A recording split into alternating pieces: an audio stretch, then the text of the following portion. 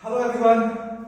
So in a previous class we have discussed how to calculate the density of a substance. So over there when we talked about the formulas and all, we had actually discussed how to calculate the density of solids. Now let us learn how to calculate the density of fluids. What are fluids? Fluids are basically liquids or gases, anything which can flow from one place to another place are termed as fluids. And basically we will over here we will talk about liquids. Okay. So how to calculate the density of fluids? That is, we will talk about density of liquids. For that we require an apparatus that is known as density bottle. So we require a density bottle. This is how the density bottle looks like. On the top a cork is there, a stopper is there, then a capillary tube will be there, then a wide bottle will be there, and which will be flat from the bottom. And the volume will be fixed. How much amount of substance you can fill inside this, that will be fixed. It can be 100 ml or it can be 50 ml also. Here I have taken off 100 ml. So in this what you have to do actually, you have to first clean this bottle, that is the density bottle, thoroughly, so that nothing should be present inside it. It should be clean and dry. Now after cleaning it, you have to measure the mass of empty bottle. So first you have to do, you have to measure the mass of empty bottle by using a beam balance. So let us suppose we have measured the mass of this empty bottle whose volume was 100 ml and the mass has come as M1. That is the mass of empty bottle. That is fixed. Now the density of the liquid which you have to calculate, what you do, you open this cork or you open this stopper and place that liquid, fill that liquid inside this slowly. After completely filling it, what you do, you close this cork again. Now it is completely filled with liquid. So whichever liquid you want to place, you can fill it. Now after that again you measure the new mass. So mass of bottle plus liquid. This time we are having bottle as well as liquid. So when you calculate the new mass by using our beam balance, you will get mass M1 plus mass M2. Obviously you will get extra mass. That extra mass will be of the mass of the liquid. So mass M1 is the mass of the empty bottle. M2 is the mass of that liquid. Now what we have to do? We have to simply remove this mass of the bottle because we don't require, we require only the mass of the that liquid. Now suppose the mass of this bottle plus liquid is M1 plus M2. From this equation you subtract the previous equation. So mass of liquid is equals to M1 plus M2 minus M1.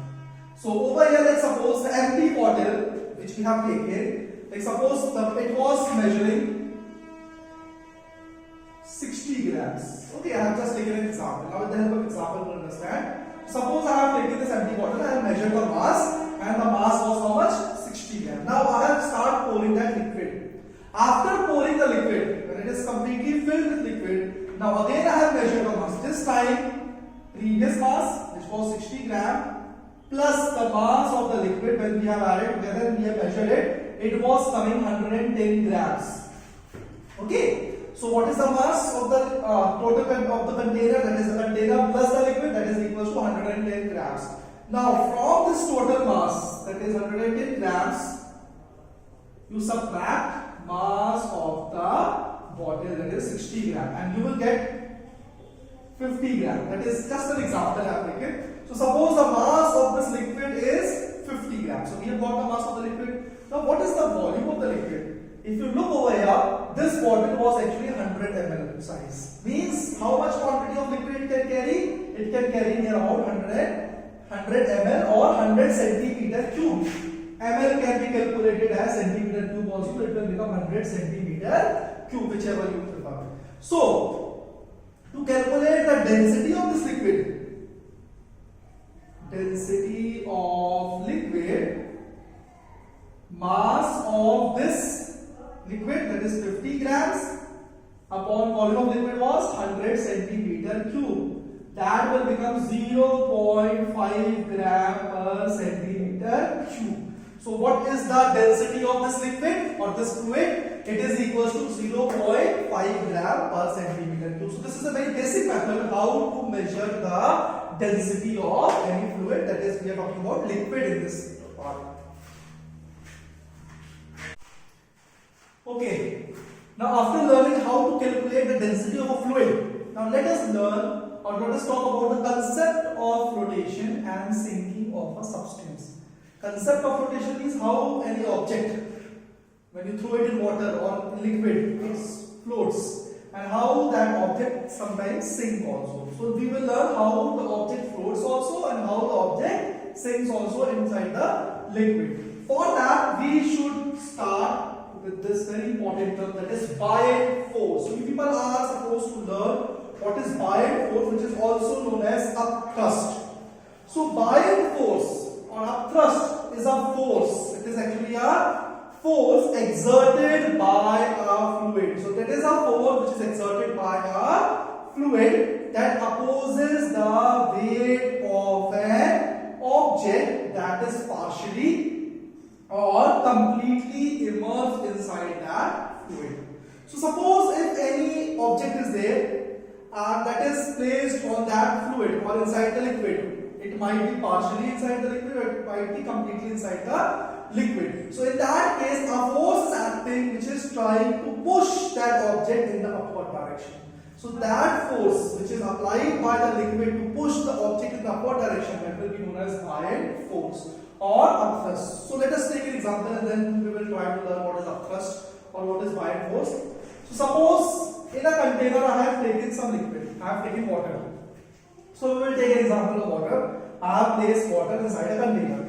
Now, each molecule of water will have some weight because it is having its own mass and the gravity is pulling it down. So each molecule of water will have some weight. So due to this weight, the molecule will apply the force in the downward direction because the weight is pulled by the gravity. Weight is actually the force pulled by the gravity. So the mass will be pulled by the gravity towards the downward direction. So over here you can say that the molecule is applying the force in the downward direction. At the same time, if I make a small hole over here in the container, what will happen? You will find that the water starts coming out from that. So you must know that liquid apply the force in sideways directions also. It want to flow from one place to the place. Liquid, gases, they actually want to flow from one place to another place. So in that condition, it will apply the force in both the direction. In the left hand side direction also, right hand side direction, forward direction also, backward direction also. So they apply the forces in sideways direction, you can say. So liquid or gases, they apply the force in the downward direction. I am talking about liquid water over here. So liquid will apply the force in the downward direction. Liquid will apply the force in the sideways direction. At the same time, liquid is also applying a force in the upward direction. So you will say, sir, how? So suppose you must have seen this. Like suppose if I take one wood, a small piece of wood, and I will throw it in water. What will happen? You will find that the wood will go inside water, but within some time, that wood will again come and float on the top. So when the wood has gone inside the water, the force by the liquid is applied on that wood, and it was pushing the wood to move in the upward direction. So when the wood has come on the top over here, actually it means that liquid molecules are applying a force in the upward direction.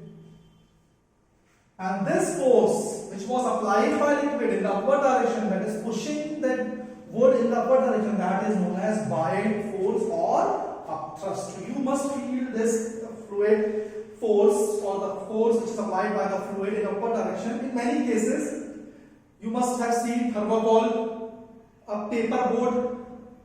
You will use it, and when you place it on water, you will find that instead of sinking inside the water, it is still floating above the water. So why it is floating? Because some force is applied by the liquid. So this force I am taking it as buoyant force or thrust. It is a short form is there FB. So now we have learned buoyancy or buoyant force or a thrust. Now we will see why objects float or why an object sinks inside a liquid. So suppose if I take an example, I take one container that is filled with water. Okay, so I am choosing water over here. So I am taking a container filled with water and I will place one object in this. What will happen? Now, every object has got its own weight. Every object has got its own weight, and the weight is always applying a force in the downward direction. Like suppose if I say the weight of this object is W, and which is applying the force in the downward direction, which will depend upon mass into gravity. Now, to overcome this weight, we have learned that every liquid applies an upward force.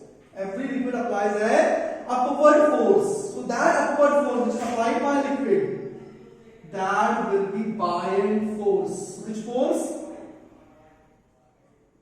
Buoyant force.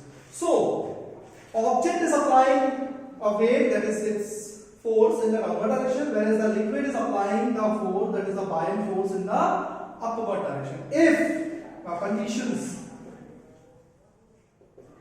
condition number 1, if the buoyant force is greater than the weight of the object, that is the force which is applied by the liquid in the upward direction, that is more, whereas the weight of the object is less, in that condition the object will float on the surface. In that situation, you will find that the object will float on the surface of the liquid. Okay. So, simple thing. You take a thermocol, place it on the water. What you will find that thermocol is completely on the surface. It is not going inside water at all. It is completely floating on the surface of the water. So why it is happening so? Because water is applying an upward force. Okay, water is applying an upward force, that is buoyant force. At the same time, the weight of the body, that was thermocol's weight, was applying the force in the downward direction. Now, we know that thermocol is very lightweight. So whatever is the force applied by the thermocol in the downward direction was very less as compared to the weight or the force applied by the liquid in the upward direction. So over here, in that situation, weight of the body is less, upward force of thrust, that is the buoyant force, is more. In that situation, the body will going to float. Now, if the buoyant force is equal to the weight of the object. So suppose if I take one more example. Okay, over here I have taken again water and I have placed one object whose weight is W and upward force is FB. Now a condition has come where both the weight of the object and upthrust, the weight of the object and the upthrust are equal. In that condition, the object will not going to sink, neither it will going to completely float. So what will happen? Partially the body will going to float and partially it will going to sink. Can you see? Half of the body is inside the liquid. Half of the body is inside the liquid, whereas the half of the body is outside. So the object will partially float and partially sink. So half portion of the body will float, half portion of the body will going to sink. Whereas third condition can come. Okay, when you take iron, place an iron nail you can say, or any iron piece you can say, and place it on water. What will happen? It will go inside water. So in that situation, why the object has completely float inside water. Why the object is completely sink inside water? Because in that condition, the buoyant force was very less as compared to the weight of the object. So when the weight of the object is very heavy, whereas the buoyant force is very less, you will say the object will completely sink inside water. So these are the three conditions. Condition number one, okay, condition number one, condition number two, and condition number three. So first condition, when the buoyant force is more, weight of the object is less, object must be very light weighted. In that condition, the object will completely float on water, on the surface of the water it will float. In the second condition, when the buoyant force is equal to the upthrust, that is, buoyant force is equal to the weight of the object. In that condition, it will partially sink and partially float. In the third case, when the weight of the object is greater than the buoyant force, weight of the object is very heavy, whereas the buoyant force is very small. In that situation, the object will completely sink inside water.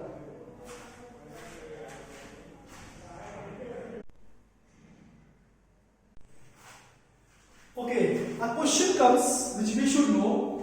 Why a piece of iron sink inside water? Like suppose you have taken water and you have taken one iron piece, and when you place that iron piece inside water, why it is going to sink inside water? But the same piece of iron floats over mercury. So we have taken two different liquids. Water is also a liquid. Okay, in one container I have taken water, and the second container I have taken mercury. Both are liquid.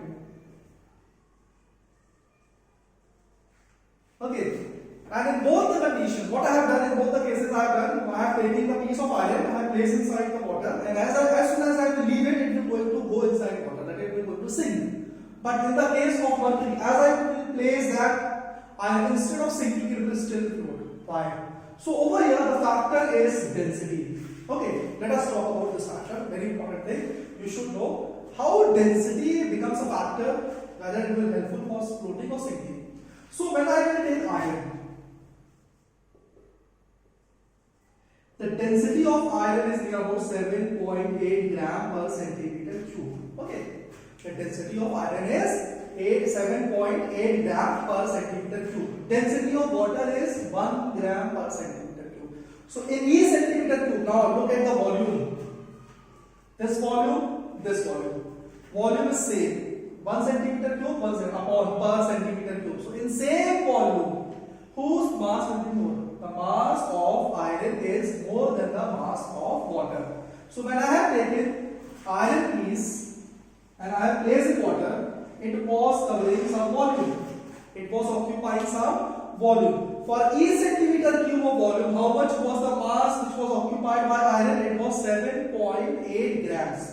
Whereas the water was having simply a mass of 1 gram. So whose mass was more? Now 1 gram, that is the mass of the water, that is the density. It is applying the force in the upward direction.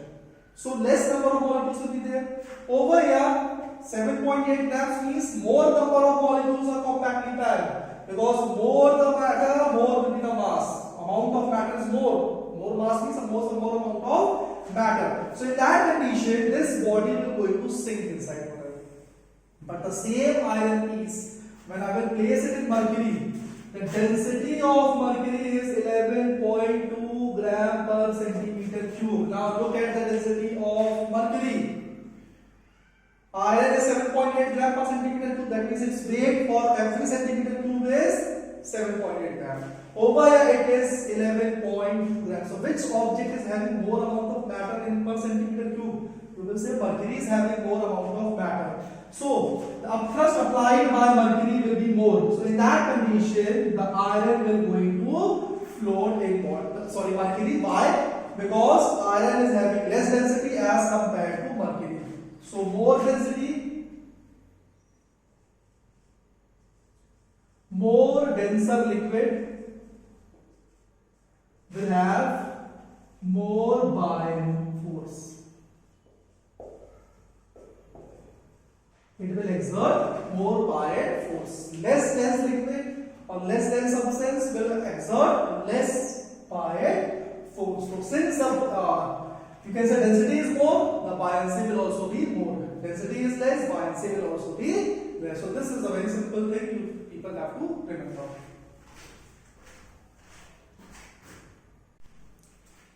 Okay, one more question is there. Why large iceberg float in seawater? People must have seen big ice cubes. If you place in water, that will float. A large, very big iceberg is always floating on the surface of the seawater. Why this happens? Such a big iceberg, it should sink inside water, but still it is floating. Why? So the reason behind is that the density. The density of iceberg is near about 0.9 gram per centimeter cube. Okay, so the density of ice is actually less than density of water. Over here we are talking about iceberg, and the density of iceberg is near about 0.9 gram per centimeter cube. Whereas density of seawater is near about 1.02 grams per centimeter cube. For each centimeter cube, the density of water will be more. Over here, actually, again, you will find that the density of water is more and density of ice is less. Since the water is having more density, it is applying more amount of upthrust. Whereas, for each centimeter cube of iceberg, the weight is less. So, it seems to be very big. The iceberg seems to be very big. Still, it will apply less amount of force in the downward direction because of its less density. That is why iceberg floats in sea water.